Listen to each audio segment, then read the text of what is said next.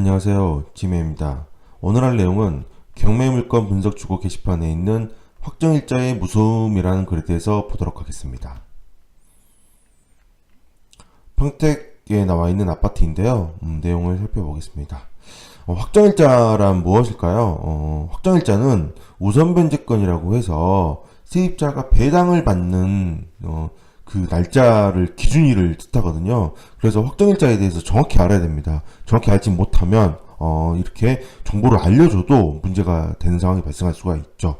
자, 매각물건 명세서를 보시면요, 2016년 11월 22일 경매 개시 결정 등기가 되어 있습니다. 자, 세입자의 전입신고는 2010년 6월 22일이고 확정일자도 2010년 6월 22일 날 받았습니다. 전입신고된 날짜를 기준으로 대항력이 발휘가 되고, 그 다음에 확정일자는 전입신고가 있는 상태에서만 유효하므로 같은 날짜 2010년 6월 22일 날 전입신고가 되어 있으므로 같이 확정일자도 효력을 발휘하게 됩니다. 자, 그런데 보다시피 최종적인 설정일자인 경매 개시결정 등기보다 세입자의 전입신고가 확연히 빠르죠. 한 6년 정도 빠르죠. 그러므로 세입자는 대항력이 있고, 대항력이 있는 세입자의 경우 낙찰자가 세입자의 보증금을 전액 배당받지 못하면 나머지는 낙찰자가 인수를 해야 됩니다. 자, 자세히 살펴봅니다. 세입자의 권리신고를 했는데 세입자의 보증금은 5천만 원이라고 표시가 되어 있습니다. 자, 그런데 비고란을 보시면 특이점이 있습니다.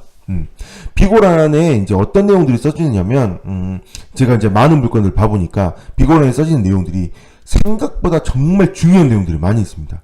이게 그 법원 경매계에서 이렇게 매각물건 명세서 내용을 써주다가 여기에 써지기 부족한 부분, 또는 이런 중요한 부분이 있으므로 꼭 인지를 해라, 꼭 인지를 해라라는 중요한 힌트를 주는 경우가 생각보다 많이 있습니다. 이렇게 비고란을 보시면 2010년 6월 22일 이 확정일자는 보증금이 3,500만 원 밖에 아니었다라는 거죠.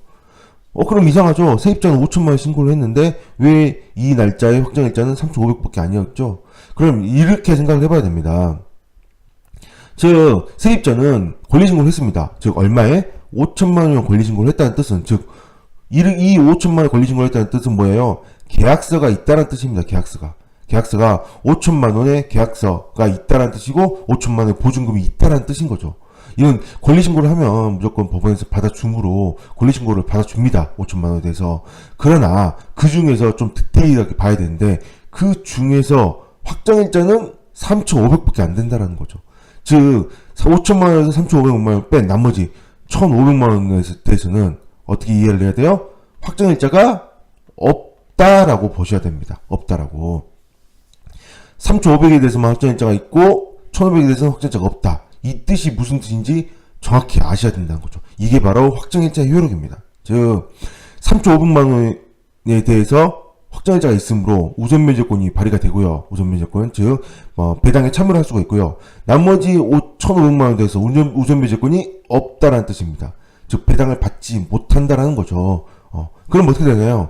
대항력 있는 세입자가 우선면제권이 없는 금액에 대해서는 배당을 받지 못하면 당연히 낙찰자가 보증금을 인수를 해야 됩니다. 1,500만 원, 1,500만 원을 인수를 해야 되는 그런 결론이 나오게 됩니다. 그래서 이렇게 확정일자에 대해서 정확히 판단을 해야 됩니다. 이제 여러 가지 이 내용에서 힌트를 볼 수 있는데, 이 물건에 대해서 보면 어떤 다른 내용들과 비춰볼 수 있냐면, 자, 이걸 보세요.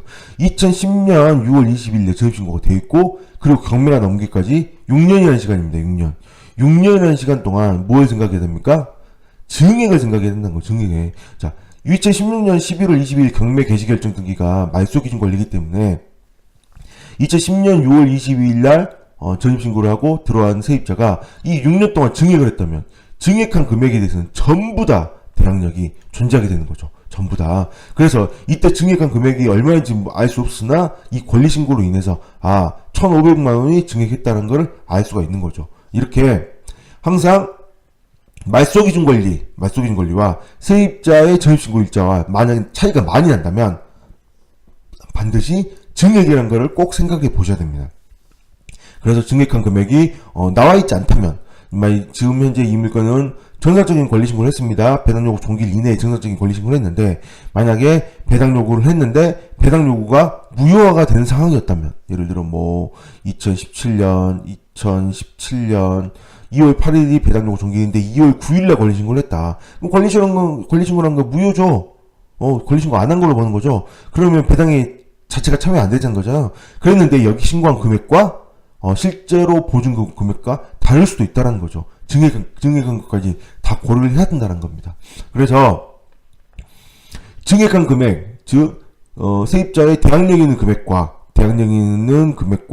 증액한 금액과 그리고 대항력이 말소기준 권리까지 따져서 얼마의 보증금이 존재하고 총 보증금이 얼마이고, 그 중에서 얼마는 배당을 받고 얼마는 배당을 받지 못한다라는 그거를 정확히 구별을 하셔야만 이 배당받지 못하는 금액을 낙찰자가 인수한다고 인수사항으로 볼 수가 있는 거죠. 자, 이 물건은 지지옥션으로 지금 보고 있었는데요. 자, 지지옥션에 나와 있는 임차 권리는 이런 내용이 나와 있습니다.